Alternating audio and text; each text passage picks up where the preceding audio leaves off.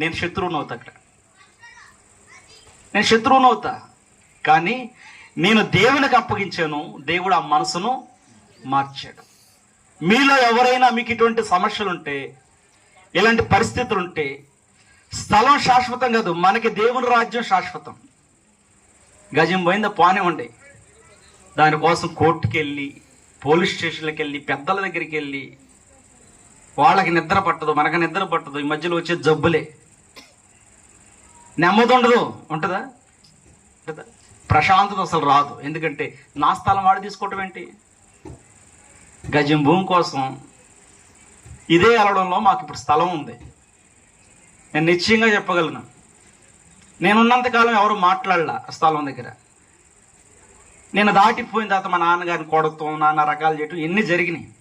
నేను ఒకటే చెబుతాను మా నాన్నోళ్ళకి, దేవుని దృష్టి మన మీద ఉంటే ఆడెంతలో పడిన ఒకరోజు కుప్పకూలుతాడు. స్తోత్రం కలుగును గాక. మనం ఎవరికి మొరపెట్టాలి? దేవునికే మొరపెట్టాలి. మాకు ఇక్కడ దాకుందంటారు, ఇక్కడ దాకా మొత్తం తీసుకుని డొల్లమని అన్న. యెహోవా ఇచ్చును యెహోవాయే తీసుకున్నాను. ఆ సాక్ష్యము ఆమె ఉంది. మందిరానికి స్లాబ్ మొత్తం ఆయించిందండి. ఇది ఎవరి ఇష్టం? దేవుని చిత్తం. అక్కడ మనం దేవునికి లోబడాలి. నేను జాషువా చెప్పేది ఏంటంటే, 4 రాళ్ళు బాతటం కాదు, 4 రాళ్ళు పీకేసిన నువ్వు దేవుణ్ణి స్తుతించాలి. హల్లెలూయా. వాక్యం ఏమంటుంది ఇక్కడ? మొదటి వచనంలో ఏమంటుంది? మనం చదివితే, యెహోవా యందు భయభక్తులు కలిగి ఆయన త్రోవల యందు నడుచువారు ధన్యులు. స్తోత్రం కలుగును గాక. ఎవరి త్రోవల యందు? జీవము కలిగిన దేవుని యందు భయము భక్తితో మనం నడుస్తూ ఉంటే శత్రువు ఎదుట దేవుడు భోజనాన్ని సిద్ధపరిచేవాడు. మన దేవుడు ఎవరు? మనము నలిగిపోతుండే నలగనిచ్చేవాడు కాదు, మనం కృంగిపోతుంటే కృంగిపోనిచ్చేవాడు కాదు, మనం ఏడుస్తుంటే ఆయన ఓదార్చేవాడు, ఆయన ఎత్తుకొని ముద్దాడేవాడు, ఆయన క్షేమాన్ని కలగజేసేవాడు, ఆయన నెమ్మదినిచ్చేవాడు. నేను వెళ్ళిన ప్రాంతంలో నా చుట్టూ గంజాయి బ్యాచే. ఎప్పుడు ఎవడు దాడి చేస్తాడో తెలీదు, కానీ దేవుడు నా పక్షంగా నిలబడి ఈ రోజు వారే నాకు సాక్షులుగా ఉన్నారు. స్తోత్రం కలుగును. హల్లెలూయా. నా దగ్గరికి రావాలంటే ముందు వాళ్ళని దాటి రావాలి. వాళ్ళనే దేవుడు నాకు సెక్యూరిటీకి ఇచ్చాడు. కారణం అంటే యెహోవా యందు భయము భక్తి. ఇప్పుడు జాషువా కలిగి ఉన్నదేంటి? నేను ఆయన హెచ్చించట్లా, పొగడలేదు. ఆయనే కాదు, ఈ స్థలములో ఎవరైతే దేవుని యందు భయభక్తులు కలిగి ఉంటారో వారికి ఏ మేలు కలుగుతుంది? వారు త్రోవల యందు నడుచువారు అందరము ధన్యులమే. ఎవరు త్రోవలో వెళ్తే? యేసు ప్రభుతో 12 మంది శిష్యులు నడుస్తూ ఉన్నారు, వెళుతూ ఉన్నారు. కానీ ఒకే ఒక శిష్యుడు చాలా మెలకుగా, జాగ్రత్తగా ప్రభు చేస్తున్న ప్రతి పనిని గమనిస్తూ ఉన్నాడు. ఆయన పేరే పేతురు. యేసు ప్రభువు ఒక రాత్రి కాల సమయంలో చెప్పాడు, మీరు దోణి తీసుకుని మీరు ఆ దరికి వెళ్ళిపోండి, నేను వస్తానన్నాడు.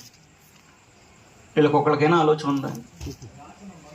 అయ్యా, ఉన్న పడవ మేము వేసుకుని వెళ్ళిపోతే నువ్వు ఎట్టొస్తావు, మేమే ఆఖరి బస్సుకు వస్తాం కానీ మీరు అందరూ వెళ్ళిపోండి అని అనుకో. ఆఖరి బస్సు లేకపోతే చెప్పండి, ఆఖరి బస్సుకు వస్తామని చెప్తాం, ఆ రోజే ఆఖరి బస్సు లేదండి, మన పరిస్థితి ఏంటి? ఇప్పుడు ఫోన్లు వచ్చినాయి, ఆ రోజులు ఫోన్లు కూడా లేవనుకుందాం, పూర్వపు రోజులకి వెళ్దాం. వాళ్ళ పరిస్థితి ఏంటి? ఆ బస్సు వచ్చేదాకా కాపలా కాసి తెల్లారైనా అర్ధరాత్రైనా అది ఎక్కి ప్రయాణం చేయాల్సిందే. అవునా కదంటారా? ఆ ప్రయాణాన్ని ఆపుతారా? నిద్రపోతారా? నిద్ర అయితే పోరు. ఎందుకని? ఆ ప్రయాణం కొరకు ఆశతో ఎదురు చూస్తూ ఉంటారు. ఇప్పుడు ఒక్కడు కూడా అడగల, ఉన్న ఒక్క దోణి వేసుకుని మేము వెళ్ళిపోతే నువ్వు ఎలా వస్తావు, రీజన్ ఏంటని అడగలేదు. అయితే ప్రియులరా, వాళ్ళు వెళ్ళిపోయిన తర్వాత యేసుక్రీస్తు ప్రభువారు అలల మీద నడుస్తూ ఉన్నాడు. ఈ విషయాలు మీకు తెలుసు. కానీ మారు ప్రభు మాతో మాట్లాడుతున్నాడు. వెళుతూ ఉన్నప్పుడు ఎవరు మేలుకొని ఉన్నాడు? పేతురు దేవుని కొరకు ఎదురు చూస్తూ ఉన్నాడు. యేసు ప్రభు అలల మీద వస్తుంటే శిష్యు బృందం అంతా ఏమంది? ఏం కేకలేశారు?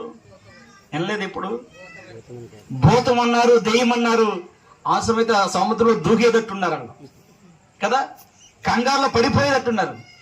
ప్రభు అన్నాడు, భయపడకుడి నేనే, స్తోత్రం కలుగును. హల్లెలూయా. ఆయన మనతో మాట్లాడే దేవుడు.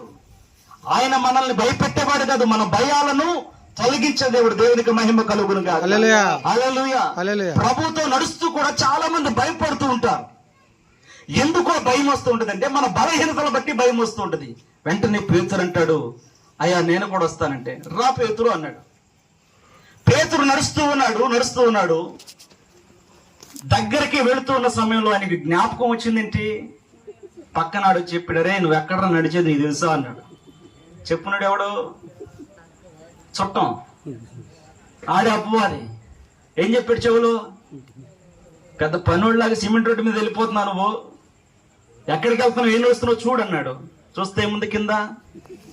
నీళ్ల మీద నడుస్తున్నాడు. స్తోత్రం కలుగును గాక. అప్పుడు దాకున్న ధైర్యం అప్పుడు ఏమైంది? ఒక్కసారి బలహీనుడైపోయాడు, భయపడ్డాడు, గజగజ వణికిపోయాడు. ఎప్పుడైతే ఆత్మాసారమైన మనసు విడిపోయిందో, శరీరసారమైన మనసు వచ్చిందో, ఆయన మునిగిపోసాగాడు. శరీరసారమైన మనసు వచ్చిన తర్వాతే పేతురు మునిగిపోసాగాడు. వెంటనే ప్రభు వచ్చి అల్ప విశ్వాసని చెయ్యిచ్చి పైకి లేపడు. స్తోత్రం కలుగును. హల్లెలూయా. ప్రియులారా, శరీర సంబంధమైన మనసు ఎప్పుడు వస్తుందో, ఆత్మ సంబంధమైన మనసు వెళ్ళిపోయిన తర్వాత ఈ శరీర సంబంధమైన మనసు వచ్చినప్పుడు అన్ని నష్టాలు జరుగుతాయి. ప్రభుతో నిలబడలేని జీవితం, దేవుని సన్నిధిలో మోకరించలేని జీవితం. ప్రార్థన చేస్తాం కానీ విశ్వాసపూరితమైన ప్రార్థన ఉండదు. ఏదో మనసు వ్యాధం చెందుతూనే ప్రార్థన చేస్తారు, కానీ దేవునితో అలా ఉండకూడదు. మనసు పూర్తిగా హృదయపూర్వకంగా ప్రార్థన చేయాలి. ఈ యాత్రా కీర్తనలో దావీదు చెబుతున్న మాట ఇదే.